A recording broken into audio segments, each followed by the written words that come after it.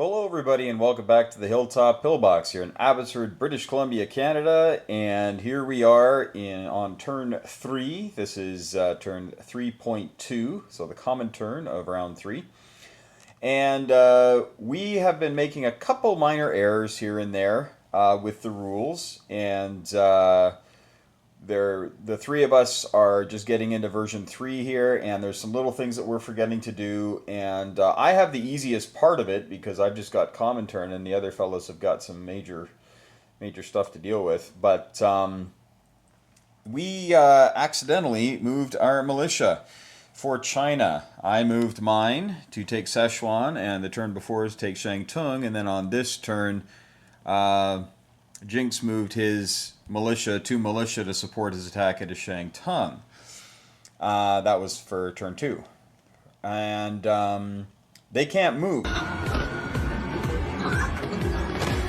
happening to them? Don't move. I think when they move, they die. According to the sheets, militia cannot move for the communists or for KMT until either of them become a major power, and we're both a ways from that, if it ever happens. So militia are very much landlocked. They're very much tied down to wherever they are. They can't go anywhere, according to the sheet. So we're retooling a little bit here. We're going to move some things around a bit to figure out how we can rectify the situation, and then we'll see where we're at. We might just say, hey, we both screwed up, we're going to keep going, but we'll figure it out and let you know. Plus, I also want to say to all of you leaving comments about, oh, you messed that rule up, or oh, I don't think you can do that, or whatever, keep doing that, please. This is my first shot at V3. And I know there's been a lot of subtle changes, and I also haven't played 36 for about 18 months. So this is very welcome information for those of you who are doing that. So if there's something about Lend-Lease, which I know I was following the lead of the other guys on that because they are better at this game than I am, but it turns out that there was some changes to that, and we were messing up in the Spanish Civil War. So we're going to rectify things and move on. But I thought I'd just do that little intro before I do my turn here. And when I come back, this might be changed a little bit. We might just keep it status quo and just leave it as it is. I'll let you know, and we'll get on to the Comintern's official turn right after this. Alright folks, you'll see there's a little bit of a change here from what it was. And what has happened here is because we kind of fell for the, hey, militia can move in your home country in version 3. Used to be just the Soviet Union, now it's everybody, but it really isn't everybody. It is simply any major power, which of course neither of the Chinese contingents are. So I actually had to fight this out.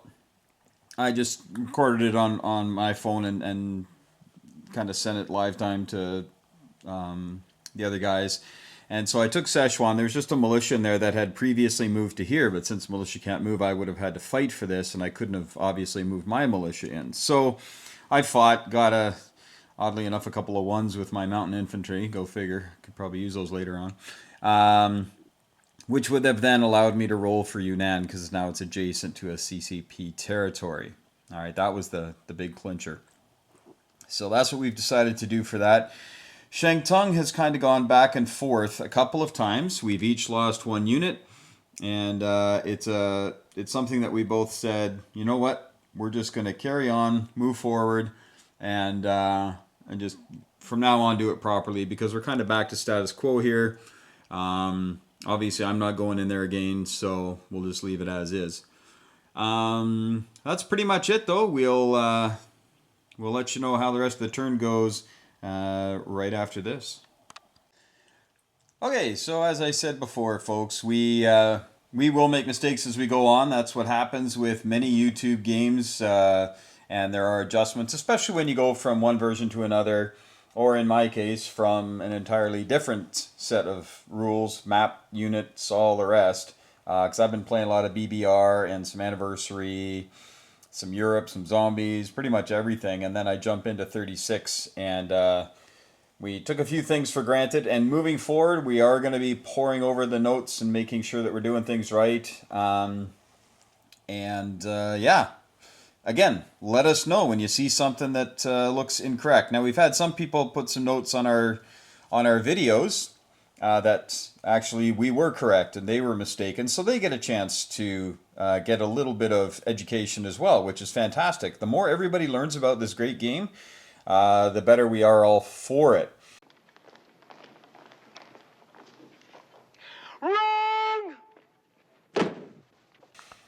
So right now what I'm going to do is we're going to do the turn for the Comintern. And there's not a ton going on, but we're going to make it all happen here. Starting with the money. So the Russians have $9. The Soviets have $9. We're going to spend 3 on an infantry. We're going to save 6. And the Communist Chinese are going to have $9 as well. And they're going to spend 6 on a couple of infantry, knowing that militia can't move now. And then we're going to bank 3 for the Chinese. And then we're going to start with the Chinese here. And we have no attacks. No, I don't believe you. This round. We're not going to be doing any attacking, of course. There'll just be some moves. So our cavalry is going to head back home. Our mountain infantry here from Sichuan is going to head back home. And we're going to have our infantry from Yunnan move into Sichuan, knowing that the militia cannot move. All right. So right now, the Communist Chinese have 1, 2, 3, 4, 5, 6 territories. And so we need to roll a 6 or lower in order to influence. We're going after Kwangtung here. There's just too much stuff there for us not to go after it, to say nothing of the $2, which is very, very important to us. So here we go. And we got a 2. This red die, I tell you, that's just been beautiful for me. Just been beautiful. You are so beautiful to me. So then the Communist Chinese are going to go up 2 more. And I have the production points, the IPP chart, covered right now with the attack chart. I'll show you in just a second. So we have 2, and this is worth 1. So 3, 4, 5, 6, 7, 8, 9. So the Communist Chinese are at 9, and yeah, there you go. And then we're just going to place their stuff on here. We're just going to take care of them first. So we have 2 infantry, and we'll place them right in our home territory there of Shenxi. Okay, so we collect $9. I'm going to get a little bit of cashola here. All right, so we got 5, 6, 7, 8, 9. Okay, got 9, and we're going to add that to the 3. Which means that Communist China has $12 to spend next round. There you go, Chairman Mao, looking good. And I think that's it for Communist China. I believe so.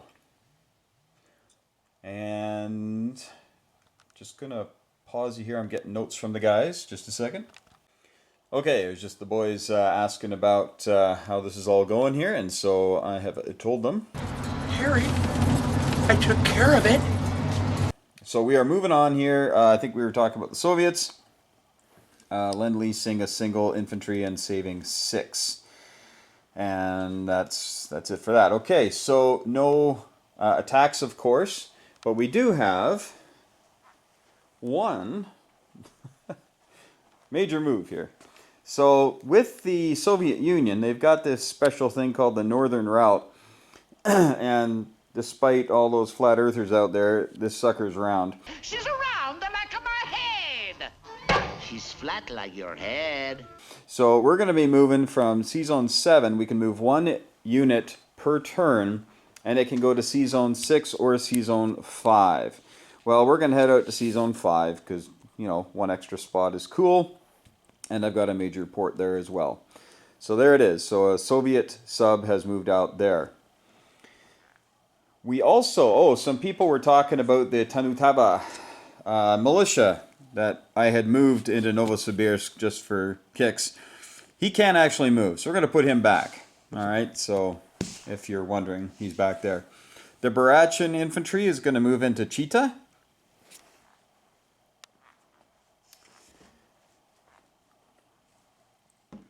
And we're going to grab a lone fighter.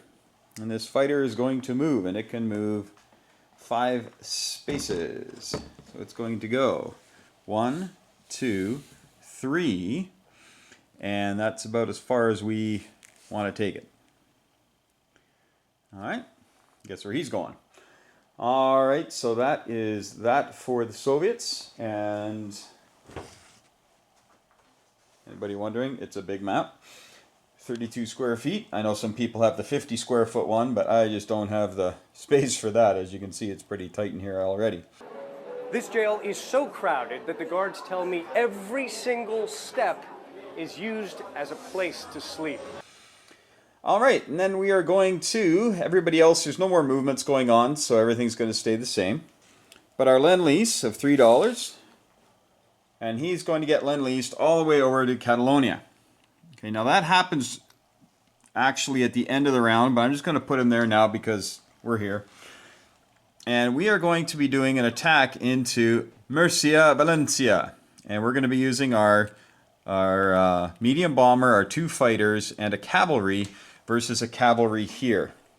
And I've already got the dice set up.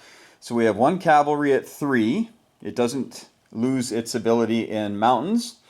Like all infantry class drops 1 in mountains. So except for mountain infantry, of course. And then I have the 2 fighters and the medium bomber.